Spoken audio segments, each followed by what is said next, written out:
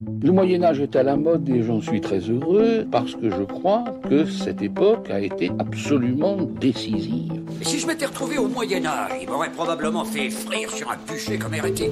Passion médiéviste, les hors-séries. Je comprends, ça change et ça ne change pas, quoi.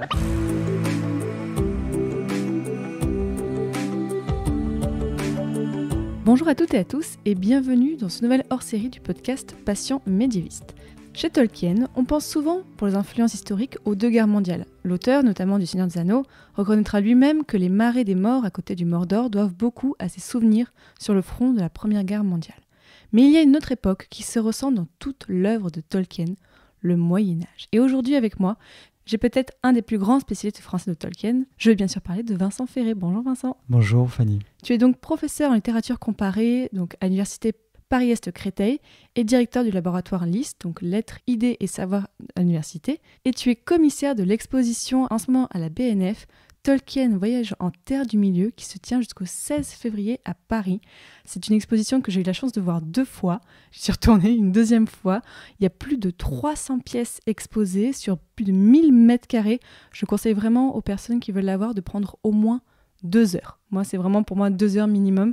Est-ce que tu peux nous parler un peu de cette exposition, Vincent ? Donc, Tolkien Voyage en Terre du Milieu, c'est une exposition qui présente près de 300 pièces liées à Tolkien, c'est-à-dire de sa main. Des manuscrits, des cartes, des aquarelles, des dessins, des notes, des documents personnels, des photographies et une centaine de pièces de contextualisation pour permettre aux visiteurs français, francophones, continentaux, parce qu'on a pensé aussi à nos amis espagnols, italiens, allemands en faisant cette exposition, pour leur permettre d'entrer dans un imaginaire qui n'est pas le nôtre et qui doit largement à un Moyen-Âge qui n'est pas le Moyen-Âge auquel on pense spontanément. Donc les pièces de contextualisation permettent de visualiser le monde imaginaire de Tolkien ou les mondes imaginaires de Tolkien tout au long de leur création en proposant aux visiteurs des artefacts qui sont des supports à l'imaginaire. Donc il y a des cartes qui permettent de comprendre pourquoi celles de Tolkien ont cet aspect-là. Mais il y a aussi des objets qui viennent du musée de l'Armée, de la bibliothèque Sainte-Geneviève, qui sont des ouvertures vers un passé médiéval européen. Et c'est la première chose que l'on peut dire, c'est que lorsqu'on lit les textes de Tolkien, je pense évidemment au Seigneur des Anneaux, au Hobbit, au fermier Gilles de Ham, on mobilise des images pour visualiser les scènes. Je pense à des scènes où à la fin de l'histoire, le roi Elessar rend la justice. Ou bien au moment où les hobbits, après la destruction de l'anneau, je n'en dis pas plus pour pas divulgacher, mais bon, au moment de la destruction de l'anneau, juste après, sont acclamés par une armée et un seigneur les accueille avec des étendards et une mise en scène qui évoque chez les lecteurs des images qu'on va puiser dans une forme d'encyclopédie ou de répertoire d'images qui, pour les lecteurs français, doit beaucoup au Moyen-Âge arthurien, avec des guillemets.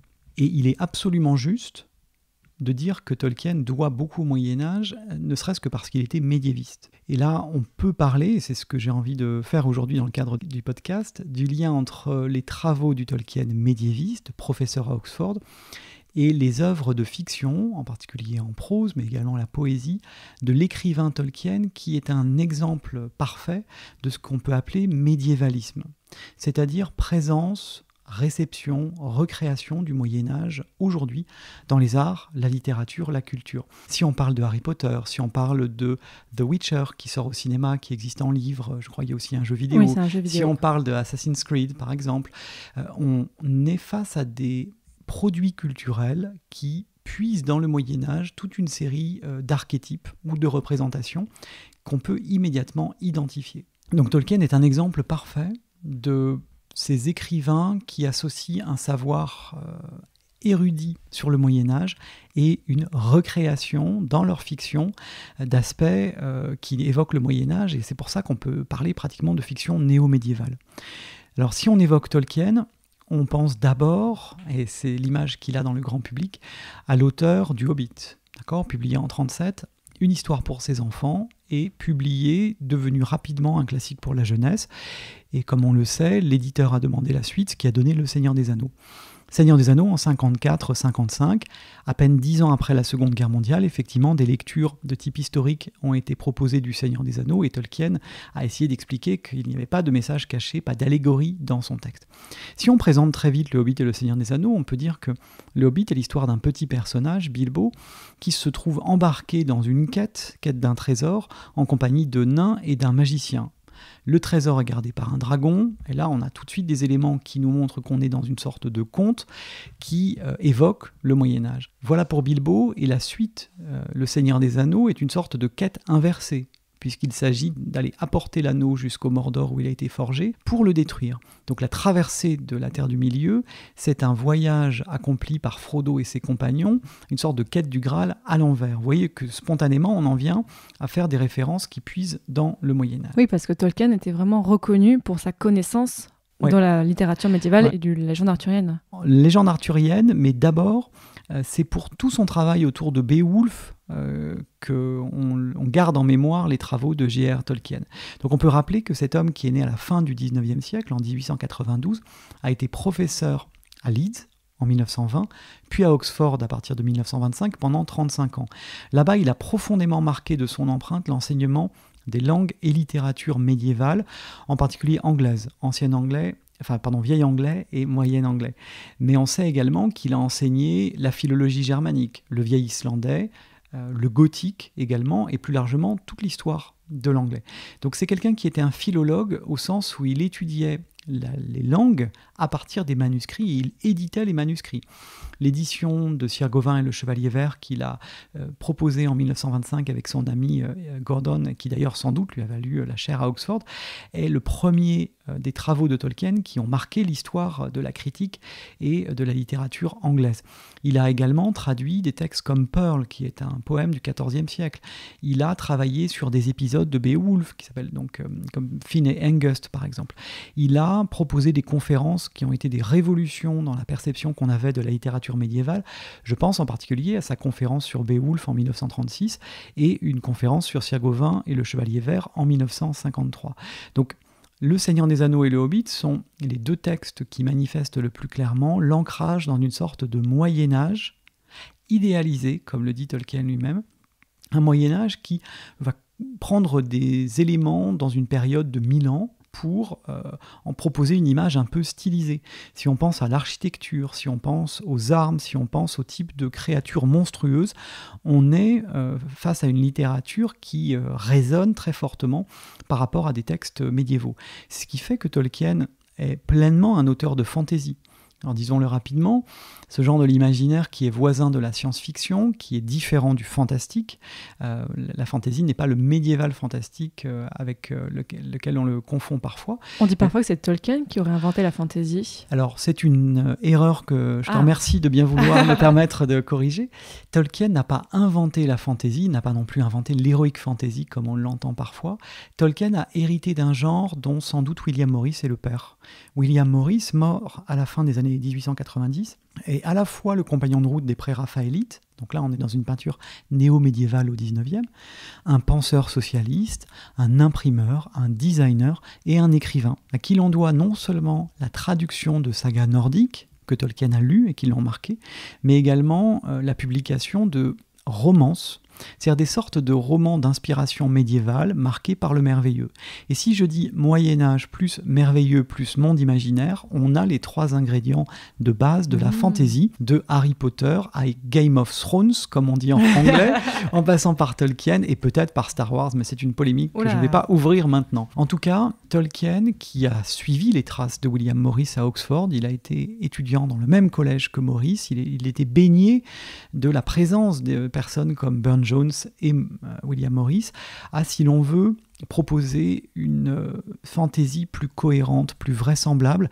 Et on le sait, la marque de fabrique de l'univers tolkienien, c'est ce mélange entre l'invention d'une géographie, de langue, d'une histoire, tous ces éléments étant liés. Un univers complet, en fait. Un univers qui donne l'impression d'être complet, qui est beaucoup plus complet que la plupart des univers imaginaires, qui, par exemple, évolue au fil du temps. On sait que Tolkien a inventé une douzaine de langues d'une manière très développée. Il en a conçu 50, mais il en a inventé précisément. C'est-à-dire conçu, c'est-à-dire envisagé, nommé, esquissé, et pour certaines développées, une 50aine, tout à fait, dont les 2 plus célèbres sont les 2 langues elfiques, le quenya et le sindarin. Dans le cadre de l'exposition de la BNF, on a présenté ce qu'on appelle l'arbre des langues, qui d'ailleurs est reproduit en grand format dans une des salles d'exposition. Et très compréhensible, c'est vraiment très beau. Et on voit en fait comment les langues chez Tolkien évoluent au fil du temps, de même que le français moderne est l'héritier de l'ancien français et du latin, et on peut remonter jusqu'à l'indo-européen. Tolkien a inventé tous ces moments de l'histoire des langues, ce qui me donne l'occasion de rappeler que le Seigneur des Anneaux se passe 12 000 ans après la création du monde. Le Silmarillion rapporte la naissance du monde en musique, avec les Ainur et Eru, mais ensuite s'écoule un premier âge, un deuxième âge avec la création de l'anneau, et le Seigneur des Anneaux marque la fin du troisième âge en 3018-3019. Tolkien a inventé ces milliers d'années qui précèdent le récit le plus célèbre de son univers. Donc le rapport de Tolkien au Moyen-Âge, il est assez singulier, au sens où, contrairement à de nombreux auteurs de fantasy actuels, lui a une connaissance directe du Moyen-Âge. Avec ses amis, il a par exemple lancé un petit groupe qui s'appelait les Coal Biters, les mangeurs de charbon. C'était une manière humoristique de désigner ce groupe d'amis qui se réunissait pour lire dans le texte les sagas islandaises. Il avait une connaissance intime de la littérature, des langues et de ce que le Moyen-Âge a d'énigmatique et de stimulant pour nous. Et il se situe explicitement, parce que là je vois que tu as le volume des lettres de Tolkien, que j'ai le plaisir de co-traduire il y a une quinzaine d'années déjà, à plusieurs reprises, dans ces lettres, Tolkien parle du Seigneur des Anneaux comme d'un romance, donc par opposition au genre du novel, du roman plus réaliste, un peu à la Dickens si on veut. Le Seigneur des Anneaux tient à la fois de l'épopée, du conte de fées, dans le sens qu'il donne à ce terme, mais aussi du roman médiéval très, très nettement, mais un Moyen-Âge un petit peu mythique. Et c'est là qu'il faut se méfier d'un effet d'optique. Assez souvent, les spectateurs des films ou les lecteurs de textes néo-médiévaux ont l'impression que le Moyen-Âge, ça existe comme quelque chose de stable, qu'il y a une essence du Moyen-Âge. Mais il n'est que de penser au Moyen-Âge nordique, par opposition au Moyen-Âge arthurien, de penser à un Moyen-Âge japonais pour voir à quel point, évidemment, la notion est instable. Et je renvoie dans ce podcast d'historien à l'article important et capital de Le Goff sur le long Moyen-Âge, dans lequel il travaille sur l'intrication entre Renaissance et Moyen-Âge, et il met à mal toute une série de clichés sur le Moyen-Âge, même si, encore aujourd'hui, dans les discussions qu'on a en dehors des cercles d'historiens, cette image d'un Moyen-Âge unique et monolithique a la vie dure, malheureusement. C'est sûr qu'entre le haut et le bas Moyen-Âge, ça n'a rien à voir, on a vraiment deux mondes. Et le Moyen-Âge de Tolkien n'est pas notre Moyen-Âge arthurien avec la forêt de Brocéliande qu'on peut visiter maintenant en Bretagne en pensant à Merlin et en passant près de son tombeau, ça n'a rien à voir. Ne me dites pas que vous avez honte de votre âge. Non, c'est pas ça quand même. Sans avoir honte, je suis plus un jouvenceau. Vous encore ça va, vous êtes jeune. Oh allons, je suis sûre que vous noircissez le tableau. Vous n'êtes pas si vieux que ça. Je vais sur mes 884 quand même. Combien ? 884, dans 3 semaines. Ah, ça alors. Mais comment est-ce possible ? Je suis mi-démon, moi. Les démons, c'est pas foutu pareil. D'ailleurs, dans le calendrier démonique, je vais bientôt avoir 7 ans. J'aurai le droit d'avoir une mogriave. Qu'est-ce que c'est que ça ? Une mogriave ? C'est comme un petit chien, mais hyper vilain. Donc si tu veux bien, j'aimerais parler aujourd'hui de 2 textes qui singularisent Tolkien, son rapport au Moyen-Âge. Ces 2 textes sont d'une part Beowulf, d'autre part Sir Gawain et le Chevalier Vert. Allons-y. Et je voudrais parler de ces 2 textes pour essayer de souligner la manière dont ils ont nourri l'imaginaire de Tolkien. Et en disant ça, je fais un choix draconien, et je sais que certains auditeurs vont me dire, mais pourquoi ne parle-t-il pas de l'Edda poétique ? On sait que Tolkien a emprunté les noms des nains pour le Hobbit, à l'Edda. Voilà. Il faut faire des choix, on n'a pas non plus des jours et des jours devant nous. Donc je vais parler de Beowulf et de Sir Gawain et le Chevalier Vert. Alors un mot déjà sur Beowulf. On aurait bien aimé avoir le manuscrit à l'expo de la BNF, mais il ne quitte pas Londres, c'est un trésor national de l'Angleterre. Pourquoi ? C'est un poème vieil anglais dont on situe la naissance entre les 8e et le 10e siècle, et pour le dire très simplement, il raconte l'histoire d'un héros, Beowulf, qui affronte des ogres, Grendel et sa mère, puis un dragon. Il libère une communauté de la menace du monstre Grendel, et puis quelques années passent, et Beowulf, devenu un roi beaucoup plus âgé, va affronter un dragon, un peu par désir d'accomplir un haut fait qui va marquer les esprits. Ce combat de l'homme contre le monstre, il me semble qu'il est fondamental pour bien comprendre le Seigneur des Anneaux. Voilà. Il faut savoir que Tolkien a consacré une conférence très importante en 1936, intitulée Beowulf, les monstres et les critiques, dans laquelle il prend le contre-pied de ce qui avait été jusqu'alors la lecture dominante. La lecture dominante était positiviste, si l'on veut. C'est-à-dire que les interprétations essayaient de mettre l'accent sur toutes les indications qu'on pouvait prendre dans le poème pour essayer de comprendre le passé dans une lecture historique qui essayait de traiter Beowulf comme un document. En réalité, Tolkien a demandé à ce qu'on envisage Beowulf comme un poème en travaillant sur les effets symboliques, sur les effets de circularité du texte, et au lieu d'utiliser Beowulf comme une mine de faits réels, comme il le dit, il revendique la perspective, l'étude de Beowulf comme d'une œuvre d'art et non pas comme d'un document historique. Oui, c'est plutôt le côté littéraire que le côté historique. Littéraire et symbolique. C'est-à-dire que Tolkien en vient très vite à proposer l'idée que l'histoire de Beowulf est l'histoire d'un homme en guerre contre le monde, et le monde symbolisé par les monstres. Et je trouve que si on a en tête la manière dont Tolkien travaille sur l'héroïsme, l'identité du héros, alors on comprend mieux certaines clés du Seigneur des Anneaux. Dans le Seigneur des Anneaux, il ne faut pas sous-estimer le fait que les héros sont des hobbits. Héros au sens de protagoniste. C'est Bilbo qui a trouvé l'anneau, c'est Frodo qui en hérite, et ça n'est pas un hasard. Donc rappelons à tes auditeurs que les hobbits sont un des peuples de la Terre du Milieu, et Tolkien a choisi de représenter l'humanité à travers différentes facettes. Donc les hobbits, ce petit peuple d'1 mètre de haut, dont la petite taille représente les limites, et en particulier c'est parce qu'ils sont un peu mesquins, un peu couards, qu'ils ont un esprit de clocher très affirmé, que Tolkien a décidé de faire d'eux des personnages de petite taille. Les nains ont des qualités, ils ont un lien avec la terre, avec la création, mais on sait que dans le Seigneur des Anneaux, ce qui les caractérise, c'est le fait de ne pas avoir réussi à s'arrêter à temps quand ils creusaient dans les mines de la Moria. Ils ont fait preuve d'une sorte de démesure qui a entraîné leur perte. Les elfes sont des êtres qui, dans certaines adaptations cinématographiques ou dans les jeux de rôle, ont parfois le beau rôle, mais c'est un peu un contresens sur la manière dont Tolkien les représente dans Le Seigneur des Anneaux. Ce sont les héros des versions antérieures, donc celle du Silmarillion, effectivement, mais dans Le Seigneur des Anneaux, j'ai envie de dire, ce sont d'affreux réactionnaires. Tolkien les nomme embaumeurs dans sa correspondance, c'est-à-dire des personnes qui sont tournées vers le passé et qui n'ont plus vraiment d'action dans le présent. Je vais choquer certains auditeurs, évidemment, en disant ça, mais c'est pour bien montrer, ça c'est quelque chose qu'il faut dire, qu'il n'y a pas chez Tolkien de hiérarchie entre les peuples et que c'est un contresens de plaquer sur lui, par exemple, ce que les jeux vidéo ont fait, par exemple, ont fait des races.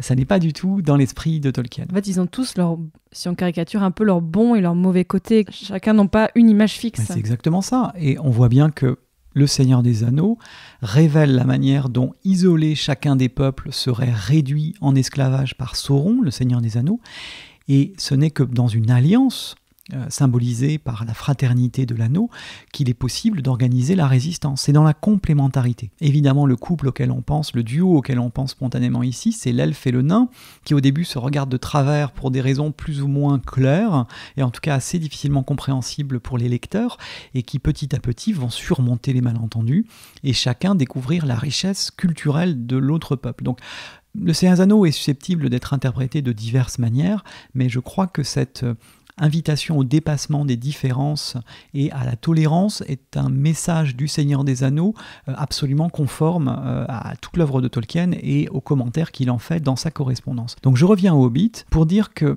le Seigneur des Anneaux est une sorte de réflexion en action sur l'héroïsme. Le protagoniste, c'est Frodo.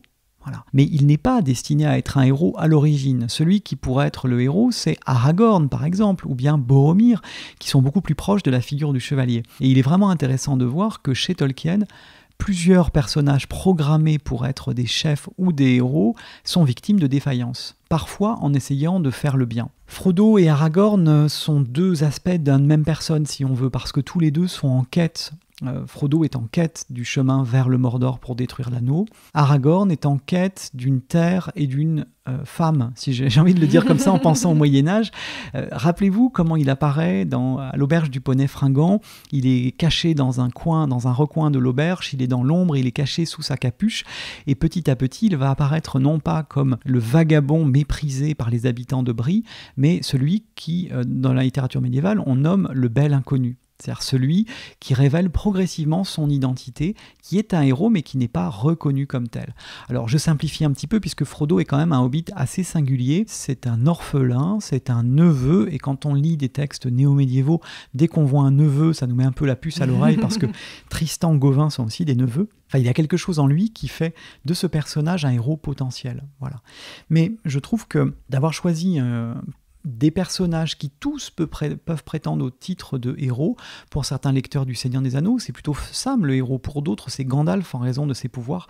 Ça montre bien que Tolkien propose vraiment une réflexion sur l'héroïsme et sa relativité. Donc, je crois que c'est ce qu'il garde de Beowulf, de cette histoire. Tout à l'heure, on parlera d'un autre point. Mais il garde également de Beowulf une impression très forte qu'il a eue comme lecteur. Si Beowulf a été victime de lectures d'ordre historique, c'est aussi parce qu'il a cette vraisemblance et cet aspect historique qui sera précisément la marque de fabrique du Seigneur des Anneaux. Donc si je cite Tolkien, il évoque dans sa conférence l'illusion de vérité et la perspective historique qui ont fait de Beowulf une mine à exploiter. Mais lui, il le dit, c'est un effet de l'art. Et si on a en mémoire cette phrase, on voit qu'elle entre en résonance avec la manière dont le Seigneur des Anneaux a lui-même été interprété comme une image de la Seconde Guerre mondiale du fait de sa vraisemblance, de sa cohérence et de toutes les allusions historiques qui créent un sentiment de profondeur. Donc je pense que c'est un deuxième point de comparaison possible avec Beowulf et avec ce que Tolkien retient du Beowulf. Je ne développe pas d'autres pistes qui relèvent plus d'une lecture un peu existentielle du Seigneur des Anneaux qui est tout à fait conforme à ce que Tolkien dit lui-même de Beowulf, mais vu que j'ai eu l'occasion d'écrire sur ce sujet par ailleurs, je préfère en venir au deuxième exemple. On mettra les références de tes écrits dans la description du podcast, si les gens veulent en savoir un petit peu plus. Merci.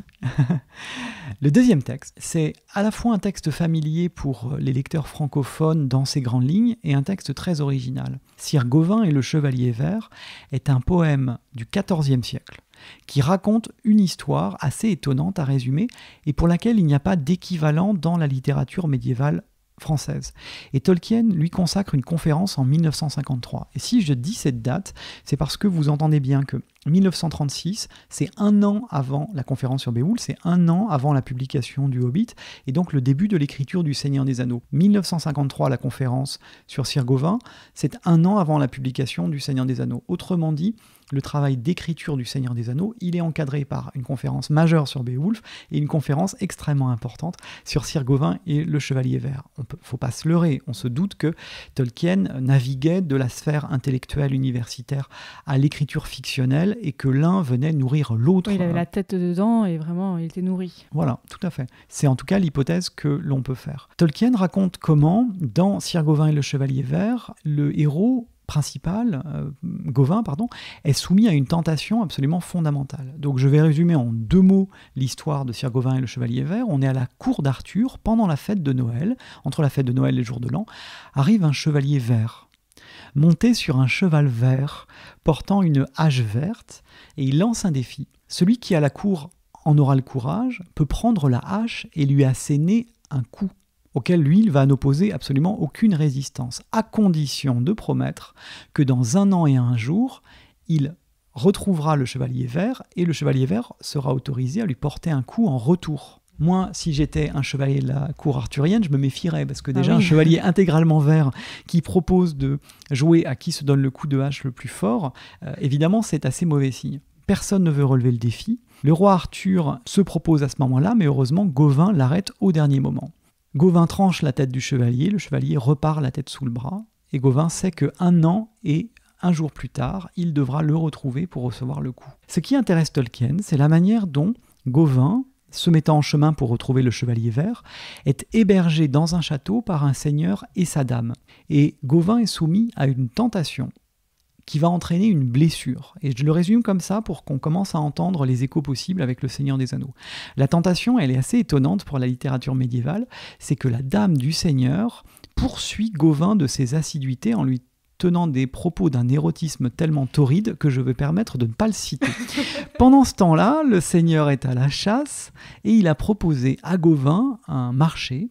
Chacun, le soir, donnera à l'autre ce qu'il aura gagné dans la journée. Donc, le Seigneur, le soir, donne à Gawain le fruit de sa chasse, et un soir, Gawain est un peu piégé puisqu'il a fini par accepter que la dame lui donne un baiser. Donc en toute logique, il devrait donner un baiser au Seigneur. Non mais vous voyez un petit peu le genre de texte. Hein. Ok. Et là où ça se complique un peu, c'est le jour où Gauvin accepte un cadeau de la part de la dame, une ceinture qui va le rendre invulnérable. C'est-à-dire que s'il reçoit un coup, il ne meurt pas. C'est un point fondamental. Et à ce moment-là, Gauvin fait un choix, qui est celui de cacher au Seigneur le cadeau qu'il a reçu et de se rendre au lieu de rendez-vous avec le chevalier vert, avec cette ceinture magique qui rend invulnérable sur lui. Il reçoit le coup de hache.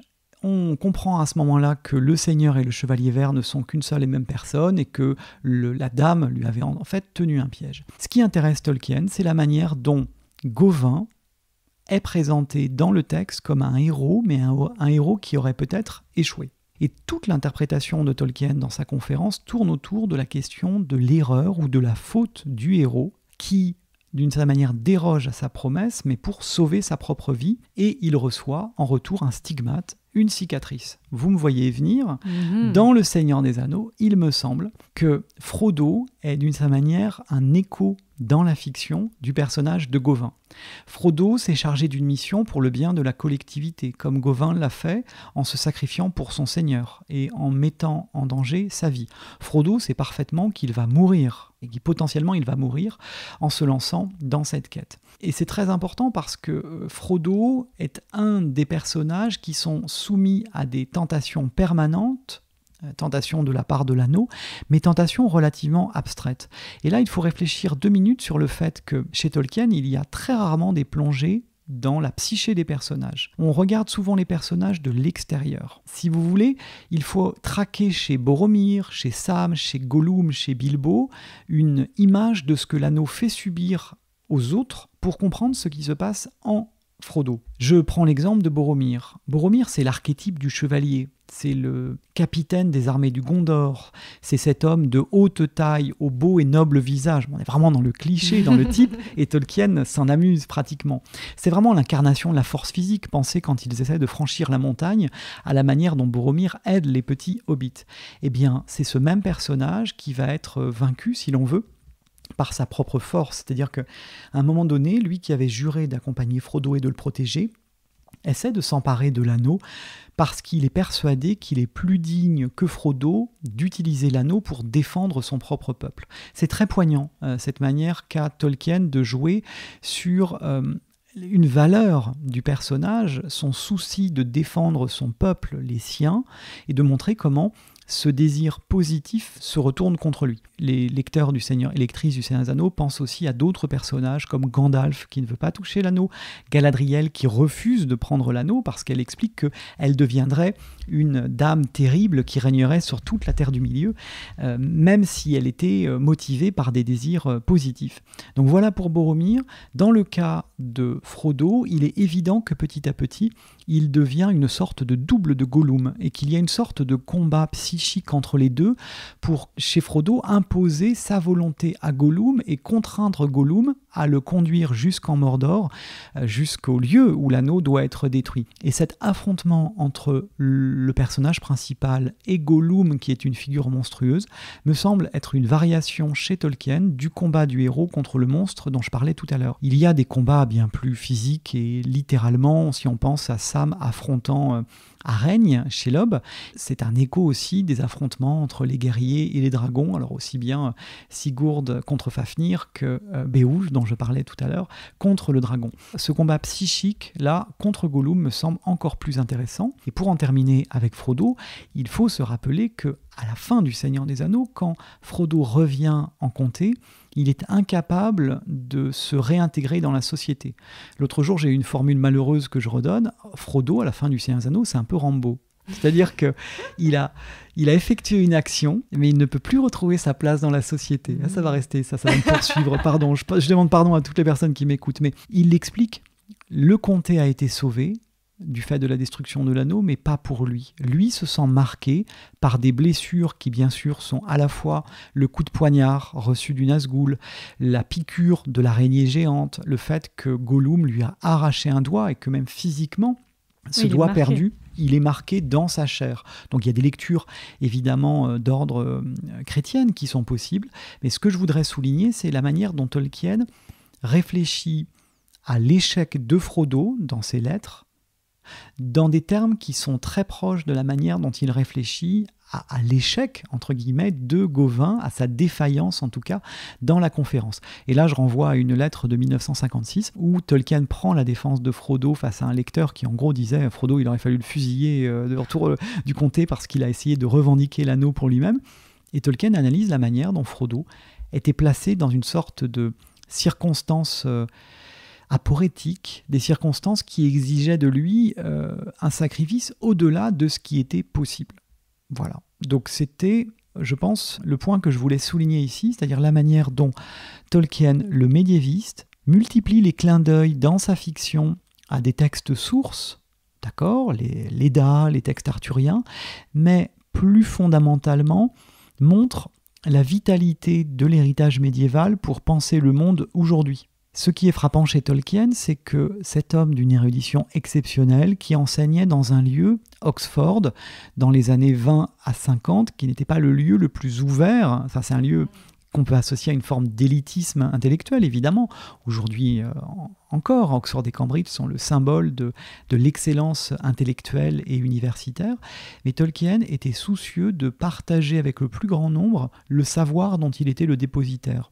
Au lieu de simplement lire pour son propre plaisir des textes médiévaux auxquels il avait accès dans cette merveilleuse bibliothèque bodléiane, il a décidé de proposer des éditions de textes. Il faisait des cours beaucoup plus que ce qu'exigeait son statut, jusqu'à 4 fois plus d'heures de conférences que ce qui était demandé par son poste de professeur, mais dans ce même esprit, dans cet esprit de partage. And marking school examinations in the summertime is an enormous... very laborious and unfortunately also boring. And I remember picking up a paper and actually I nearly gave an extra mark for it, extra 5 marks actually. There was one page on this particular paper was left blank. Glorious. Nothing to read. So I scribbled on it, I can't think why. In a hole in the ground there lived a hobbit. I think that was eventually published in 1937. I now wanted to try my hand at writing a really stupendously long narrative and to see whether I had sufficient art, cunning or material to make a really long narrative which would hold the average reader right through. Il y a aussi une chose que j'ai vue sur Tolkien, c'est que le Moyen-Âge qu'il a étudié lui et le Moyen-Âge que nous étudions nous aujourd'hui sont différents et c'est pour ça qu'on pourrait peut-être être un peu surpris par la vision du Moyen-Âge qu'a Tolkien. Alors, j'ai l'impression que Tolkien représente un tournant dans les études du Moyen-Âge et qu'il a eu tellement à faire pour combattre les stéréotypes ou les idées reçues à ce sujet que d'une certaine manière, on a l'impression aujourd'hui qu'il combat pour des causes qui nous semblent désormais évidentes. Mais je parlais tout à l'heure du changement complètement de paradigme et d'interprétation en passant d'une lecture positiviste à une lecture littéraire de Beowulf. Maintenant, rien que de le dire comme ça nous semble une évidence. Mais c'est vraiment à Tolkien qu'on le doit. Donc parfois, si vous voulez, on a l'impression que Tolkien est un peu derrière nous, alors qu'en réalité, nous sommes dans notre travail quotidien les héritiers de ces lectures. Là, ce que j'ai fait tout à l'heure en proposant une équivalence entre la lecture existentielle du Seigneur des Anneaux, cette réflexion sur la mort et la mortalité, ça n'est qu'un écho de ce que Tolkien fait lui-même à propos de Beowulf. Donc, il faut vraiment se garder de simplifier l'approche de cet enseignant qu'était Tolkien, sous prétexte qu'il était professeur à Oxford et que donc ça implique un certain respect des coutumes, des traditions, un enseignement, même le fait de porter la toge, ça peut nous sembler un peu anachronique. J'ai l'impression que parfois on fait ce genre de reproche à Tolkien en mélangeant des éléments avec sa fiction. Dans le cadre de l'expo BNF, on a par exemple affronté directement la question de savoir où sont les femmes dans sa fiction. C'est fondamental de se poser cette question-là. On sait bien que dans Harry Potter, les personnages féminins ont un rôle beaucoup plus important. Sauf que Tolkien, dans les années 50, produit une fiction de fantasy qui est beaucoup plus proche des modèles médiévaux que ne l'est Harry Potter à la fin des années 90. Et si on se tourne vers la littérature médiévale, vers les romans ou la chanson de geste, si on se demande quelle place ont les femmes dans ces textes, on voit que la place est extrêmement réduite. Il me semble au contraire que Tolkien fait avancer les choses dans son œuvre monde plus généralement, si on dézoome un peu, si on ne prend plus en compte que le seul Seigneur des Anneaux, mais qu'on pense par exemple au Silmarillion, on sait très bien que les lecteurs apprécient particulièrement la figure de Lúthien, qui est une elfe qui accomplit un acte de bravoure, récupérer un Silmaril, le reprendre au dieu mauvais Morgoth, que personne n'avait réussi à faire avant elle. C'est-à-dire que le plus grand des héros tolkieniens, c'est une femme, Lúthien, et non contente d'avoir réussi cet exploit sans égal dans l'histoire de la Terre du Milieu, elle va jusqu'à arracher aux morts son compagnon Beren, en inversant le mythe d'Orphée et d'Eurydice, et elle accomplit un nouvel exploit. C'est une forme de résurrection qu'elle réussit à obtenir de la part du Valamandos, ce qui est encore un événement inédit dans l'histoire de la Terre du Milieu. Donc peut-être que quantitativement, les femmes sont moins présentes que dans la fiction moderne, et bien entendu, il ne s'agit pas de dire que Tolkien est le terminus de la fantasy ou qu'il est indépassable. C'est un moment important de l'histoire de la fantasy, c'est un auteur qui inspire encore aujourd'hui les auteurs de fantasy dans toutes les facettes de la fantasy que l'on connaît. La fantasy héroïque, la fantasy comique. Moi, je pense que Pratchett est aussi l'héritier d'un texte comme Fermier, Gilles de Ham, mais le personnage de Túrin avec son épée vampirique, c'est le père d'Elric chez Moorcock. On pourrait vraiment égrener comme ça la liste des personnages tolkieniens qui ont donné naissance à des héros dans la fantasy ultérieure. Dans l'exposition, moi, bien sûr, j'ai adoré parce qu'il y a plein de manuscrits médiévaux, mais magnifiques, vraiment magnifiques. Mais il y a aussi quelque chose, et il me semble que c'est la première fois que c'est présenté, le livre de Marzaboul. C'est dans Le Seigneur des Anneaux, le livre que la Fraternité de l'Anneau découvre dans la Moria et que Gandalf décide d'emporter. Et en fait, dans l'exposition, on nous présente comment Tolkien a un petit peu fabriqué ce livre. Tu peux nous raconter cette histoire ? Il faut rappeler que l'ouverture du Seigneur des Anneaux fait référence à un livre ancien qui serait la source du Seigneur des Anneaux, le livre rouge.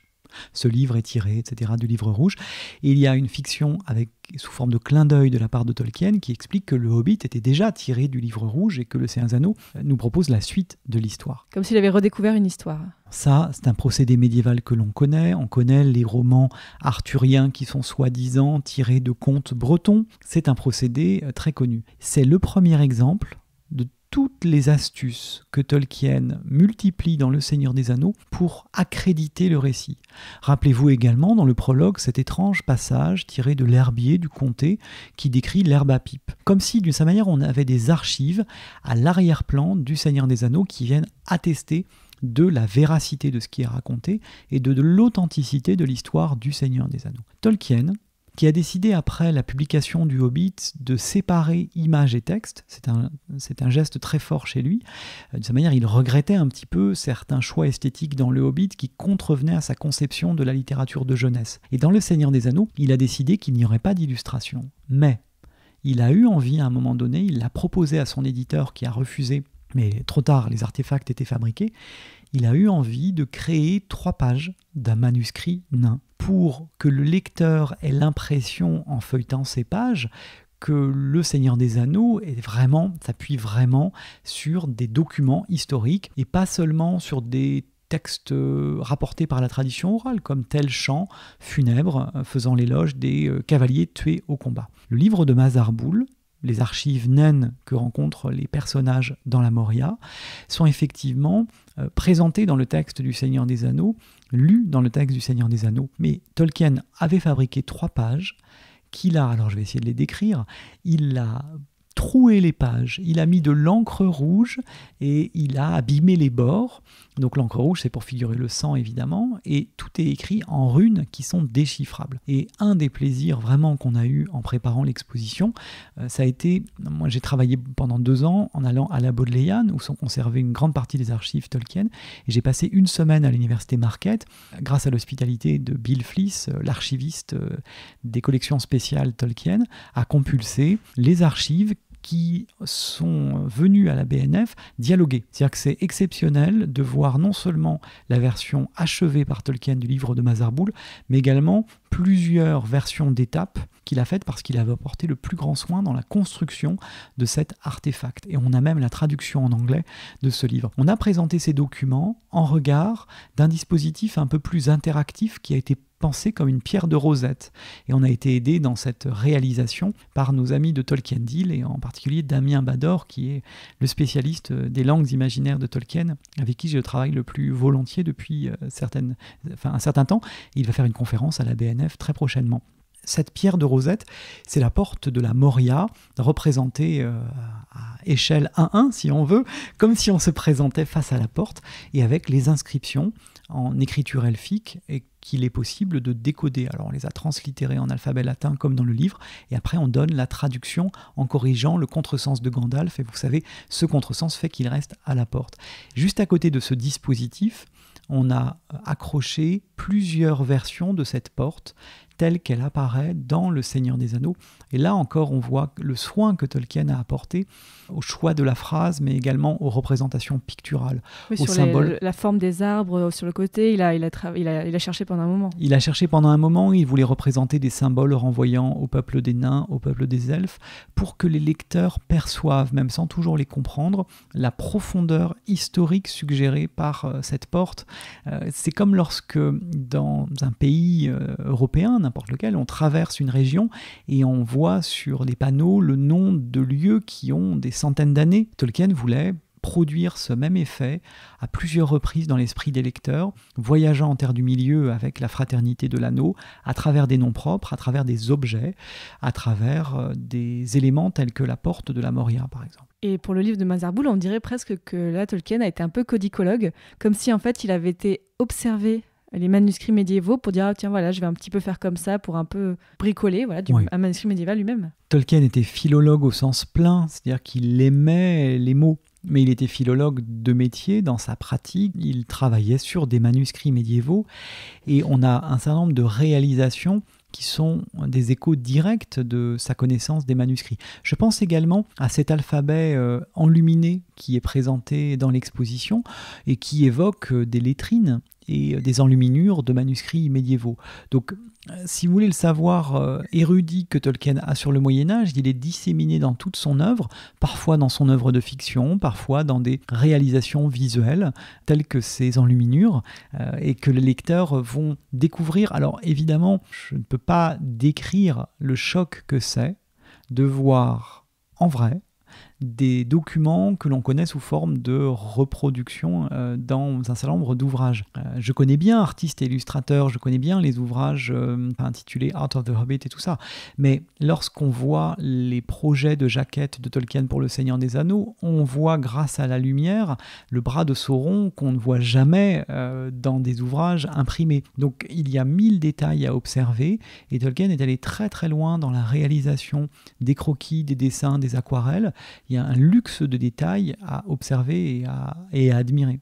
Il y a un petit détail chez Tolkien, moi, qui m'a toujours posé question, et j'aimerais bien, je profite d'avoir un spécialiste de Tolkien sous la main, c'est le Rohan. Et le fait qu'en France, on avait la famille de Rohan.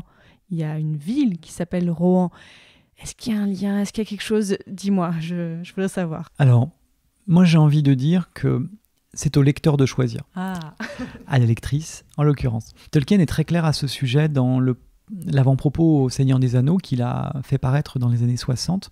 Il n'y a pas d'allégorie dans le Seigneur des Anneaux, mais tous les lecteurs peuvent faire l'interprétation qui leur convient du Seigneur des Anneaux. Autrement dit, tous les rapprochements sont justes. Et même si on se trompe, comme disait l'autre, tous les malentendus sur les belles œuvres sont beaux. Concrètement, il est impossible de savoir où s'arrêtent les connaissances que Tolkien avait de l'Europe. Il connaissait non seulement des langues anciennes que j'ai évoquées tout à l'heure, c'était un latiniste et un helléniste, il connaissait donc le gothique, le gallois médiéval, le vieux norrois, mais aussi des langues modernes telles que le suédois, le russe, l'italien, l'espagnol. Donc il est tout à fait possible que le terme de Rohan, il est retenu par plaisir de l'euphonie, et qu'il l'ait connu, mais sans vouloir faire forcément de rapprochement culturel avec la France, mais en tout cas en décidant d'intégrer ce terme-là dans sa fiction. Parfois, il est prudent. Et j'ai été frappé de voir que, à un moment donné dans l'histoire du Silmarillion, le Beleriand s'est appelé Brocéliande avec un S. Et Tolkien a décidé de remplacer ce nom propre, sans doute parce qu'il était susceptible d'être interprété par les lecteurs comme un emprunt, et cette lecture aurait été beaucoup trop réductrice. C'est-à-dire que Tolkien était farouchement attaché à l'idée que sa création littéraire n'était pas une imitation servile et n'était pas une compilation de sources. Donc je pense que parfois il a un peu masqué des emprunts qui lui auraient plu mais qui risquaient d'induire en erreur les lecteurs. Mais on peut aller très loin dans ces rapprochements. Moi je suis un lecteur de Chrétien de Troyes et je connais le personnage qui s'appelle Belin et qui m'a fait penser à Balin à l'époque, parce d'autant que c'est un nain si ma mémoire est bonne. Il y a aussi un Meliadoc chez Chrétien de Troyes qui nous fait penser à Meriadoc. Donc la liste est un petit peu sans fin et j'ai envie de dire que tous les rapprochements sont beaux et recevables. Effectivement, moi j'ai l'impression aussi que, au lieu de dire que Tolkien s'inspire, j'ai vu souvent que Tolkien en fait était plutôt dans la continuité du Moyen-Âge, c'est-à-dire des personnes qui faisaient de la réécriture. On est plus dans la réécriture de tout ce que tu as dit avant, de toutes les inspirations qu'il a pu avoir. Le fait que Tolkien transporte dans sa fiction toute sa connaissance du Moyen-Âge et nous propose une réécriture parfois de textes médiévaux. Là, je pense à la légende de Sigurd et Gudrun, le volume publié il y a une dizaine d'années par Christopher Tolkien, qui est une réécriture directe de traditions nordiques que Tolkien a voulu faire connaître au grand public à la fin des années 20 en réaction à la manière dont le nazisme était en train de monopoliser un imaginaire germanique via Wagner, via les Nibelungen. Tolkien était farouchement opposé à cette confiscation à des fins idéologiques extrêmes de ce qui pour lui était un patrimoine collectif et commun. Il a voulu rendre à tous les Anglais ce qui, d'après lui, appartient à tous les Européens et ne devait pas être confisqué par une idéologie mortifère comme les nazis. Donc Tolkien réécrit à la manière dont les auteurs médiévaux, pour autant qu'on puisse les identifier, réécrivaient, proposaient des expansions d'histoire, des continuations d'histoire. Et ce geste de réécriture, on peut l'observer tout au long des versions successives de ce qu'on a appelé le Silmarillion, Silmarillion qui naît pratiquement avec les Contes perdus en 1916-1917, qui connaît plusieurs formes pendant une vingtaine d'années, en vers, en prose. Tolkien sélectionne telle ou telle histoire, en particulier celle de Beren et Luthien ou celle des enfants de Húrin. Il fait une version en vers de style très élevé, soutenu, épique. Il réécrit en prose cette histoire en ayant la version antérieure sous les yeux pratiquement et en développant tel ou tel passage, en proposant des poursuites narratives du fil narratif qu'il n'avait pas envisagé. Donc Tolkien a été à lui seul comme une multitude d'auteurs médiévaux. Les visiteurs de l'exposition Tolkien sont parfois étonnés de voir qu'un seul homme a réussi à produire autant de textes, autant d'aquarelles, autant de dessins dans une seule vie, à côté de son travail universitaire qui lui prenait un temps absolument considérable. Est-ce que tu penses, Vincent Ferré, que Tolkien a contribué à donner ou à redonner au cours du XXe siècle un certain goût du Moyen-Âge au grand public ? C'est une très belle formule, ce goût du Moyen-Âge. Oui, Tolkien est un passeur absolument indispensable pour toute une tradition médiévale, directement par ses travaux, mais aussi en hommage à d'autres intermédiaires, intercesseurs, comme William Morris par exemple. Donc Tolkien ouvre des fenêtres vers un passé médiéval qui est à la fois le passé de Beowulf, donc 8e, 10e siècle, le passé de Sir Gawain et le Chevalier Vert. Et il est évident que les témoignages de lecteurs de Tolkien sont vraiment le montrent. Encore hier, j'étais en librairie et quelqu'un me racontait que par Tolkien, il en était venu aux Eddas, il en était venu à Beowulf, il était aussi remonté, alors au-delà du Moyen-Âge, à Gilgamesh.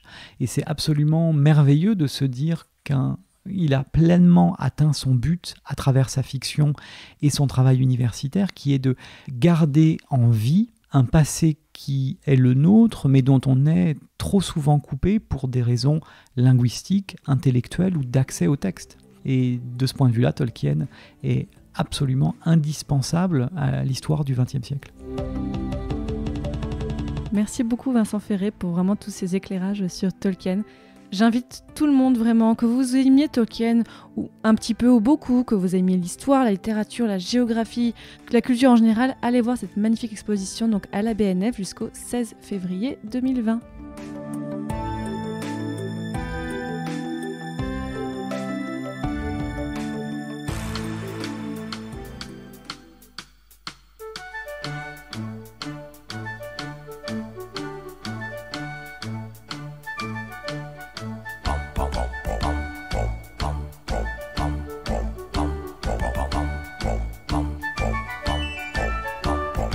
y a un drôle d'homme qui se nomme Tom, Bombadil. Tous les gosses du quartier l'appellent Tom, Bombadil.